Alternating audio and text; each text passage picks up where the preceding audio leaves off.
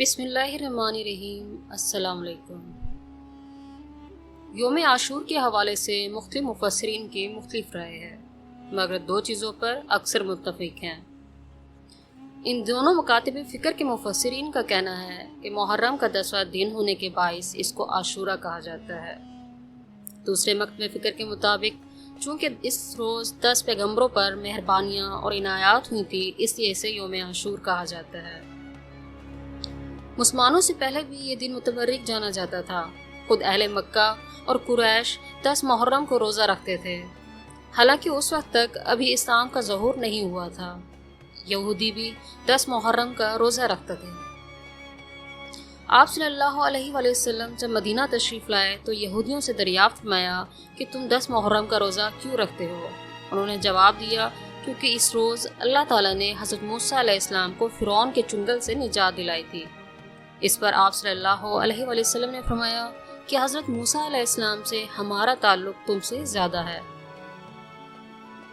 10 محرم کی فضیلت اور اہمیت کے بارے میں جو واقعات پیش آئے، اب میں ان کا مختصر آپ کو بتاؤں گی۔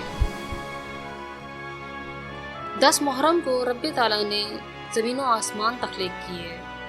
یہ وہ دن ہے جب رب تعالیٰ عرش معلیٰ پر متمکن ہوا۔ 10 محرم ہی کو زمین پر پہلی بارش برسی۔ 10 محرم ہی کو رب تعالیٰ کی پہلی رحمت زمین پر نازل ہوئی۔ 10 محرم ہی کو حضرت آدم علیہ السلام جنت میں داخل ہوئے۔ حضرت ایوب علیہ السلام کے دکھ 10 محرم کو ہی دور ہوئے۔ حضرت داؤد علیہ السلام کی لغزش کی معافی اسی روز ہوئی۔ حضرت یونس علیہ السلام کو اسی روز مچھلی کے پیٹ سے آزاد کیا گیا۔ حضرت سلمان علیہ السلام کو جنوں اور جانوروں پر اسی دن حکومت عطا کی گئی۔ قیامت بھی 10 محرم ہی کو ہوگی۔ حضرت ادریس علیہ السلام بلند مرتبے پر اسی روز اٹھائے گئے۔ حضرت عیسیٰ علیہ السلام کی پیدائش 10 محرم کو ہوئی۔ حضرت عیسیٰ علیہ السلام 10 محرم ہی کو آسمان پر اٹھا لیے گئے۔ فرعون کو 10 محرم ہی کو ڈبویا گیا۔ یہی وہ دن ہے جب حضرت امام حسین رضی اللہ عنہ کربلا کے میدان میں شہید ہوئے۔ یہ وہ تمام واقعات ہیں جن کی وجہ سے 10 محرم دوسری امتوں کے لیے بھی متبرک ہے۔ ایک روایت کے مطابق آپ صلی اللہ علیہ وآلہ وسلم نے فرمایا کہ محرم کے ابتدائی 10 دنوں میں تم لوگ اپنے گھر والوں پر خرچ کو وسعت دے دو، لیکن یوم عاشور کو خاص طور پر اپنے گھر والوں پر خرچ کو بڑھا دو۔ جو ایسا کرتا ہے اللہ تعالیٰ اس پر پورے سال کے لیے رزق وسیع کر دیتا ہے۔ آپ صلی اللہ علیہ وآلہ وسلم نے 10 محرم کی تاکید بہت زیادہ فرمائی۔ حضرت علی کرم اللہ وجہہ فرماتے ہیں جس شخص نے 10 ذی الحجہ کا آخری اور محرم کا پہلا روزہ رکھا، اس نے گویا کہ گزشتہ سال کو روزے پر ہی ختم کیا اور نئے سال کو روزے سے ہی شروع کیا۔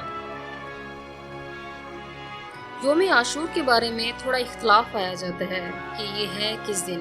لفظی معنی کے مطابق تو یہ 10 محرم ہی کو ہونا چاہیے، لیکن اکثر بزرگان دین کے مطابق یہ 9 محرم ہے۔ حضرت عائشہ سے روایت ہے کہ آپ صلی اللہ علیہ وسلم نے فرمایا 9 محرم یوم عاشور ہے۔ اس لیے اگر دونوں ہی دنوں یعنی 9 اور 10 محرم کو عبادت کر لیں، روزہ رکھ لیں اور نوافل ادا کر لیں تو یوم عاشور مس ہونے کا خدشہ ختم ہو جاتا ہے۔ یوم عاشور کی شب عبادت کرنے والے شخص کو فضیلت کی خوشخبری سنائی گئی ہے، لہٰذا کوشش کیجیے کہ شب عاشور میں شب بیداری کی جائے اور تلاوت کی جائے۔ یوم عاشور کو ہم اللہ کے حضور اپنا سر جھکا دیں اور اس سے توفیق مانگیں کہ وہ ہمیں حضرت علی کرم اللہ وجہہ اور حضرت امام حسین رضی اللہ عنہ جیسی خصوصیات سے نواز دے، اور ہمیں توفیق بخش دے کہ ہم ان دونوں بلند مرتبہ باپ بیٹے کے نقش قدم پر چل سکیں۔ آمین ثم آمین۔